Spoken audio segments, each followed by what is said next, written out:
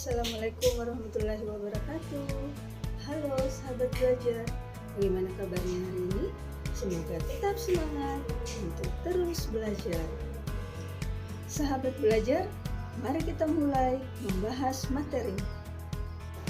Nah, kali ini kita masih akan membahas mengenai hakikat ilmu sains pada submateri merancang percobaan.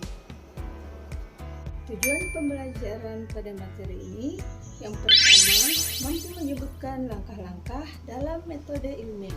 Yang kedua, mampu merumuskan tujuan dan hipotesis. Yang ketiga, mampu mengidentifikasi variabel-variabel dalam suatu percobaan. Yang keempat, mampu menuliskan prosedur percobaan. Dan yang kelima, mampu merancang suatu percobaan dengan menggunakan metode ilmiah. Sahabat belajar, ingat lagi yuk, pernahkah kalian melakukan percobaan? Percobaan apa yang pernah kalian lakukan? Dan masih ingatkah kalian di manakah para ilmuwan melakukan penelitian? Dan adakah cara khusus mereka untuk melakukan penelitiannya? Mari kita bahas. Apa itu merancang percobaan? Merancang percobaan adalah proses perencanaan atau penyiapan suatu eksperimen atau uji coba untuk mengumpulkan data dan informasi yang relevan dalam rangka menguji suatu hipotesis atau untuk mencari pemahaman lebih mendalam terhadap suatu fenomena. Lalu, bagaimana langkah-langkah dalam merancang percobaan? Sahabat belajar, ada beberapa tahap yang harus dilakukan dalam merancang percobaan. Tahap pertama yaitu melakukan pengamatan atau observasi. Dalam melakukan pengamatan atau observasi, kita melakukan pengamatan objek yang ada di sekeliling kita, serta dapat juga dengan mengingat hal-hal tentang suatu kejadian. Untuk hal ini, kita bisa melakukan atau menggunakan 5 indera kita. Selanjutnya, tahap kedua yaitu menentukan tujuan percobaan.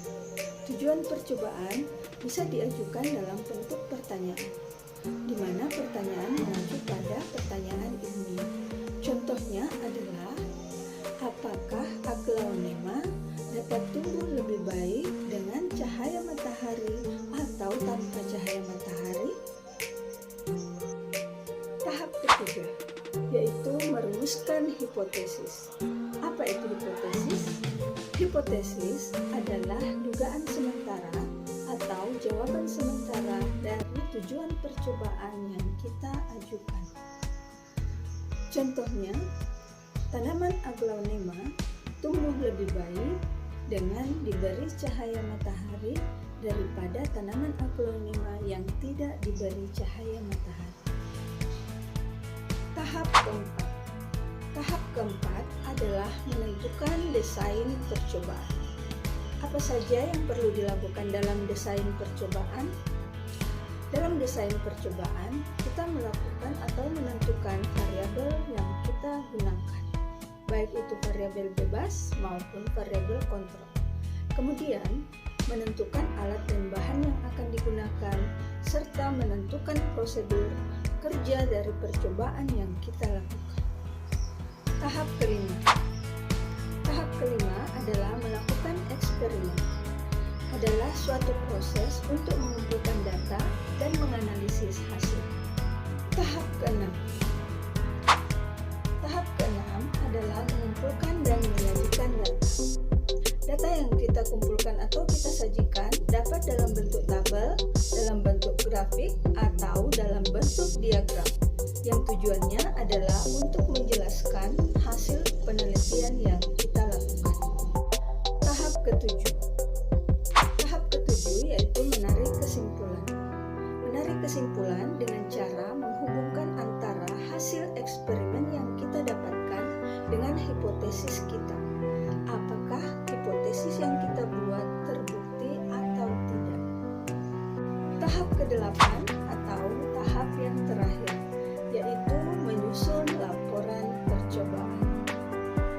saja yang perlu dituliskan dalam laporan percobaan?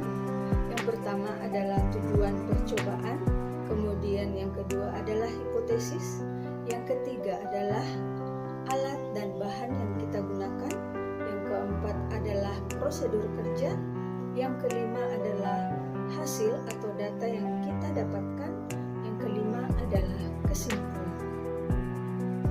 Nah, sebagai bonus pada materi ini, di akhir video akan ditampilkan contoh dari laporan percobaan.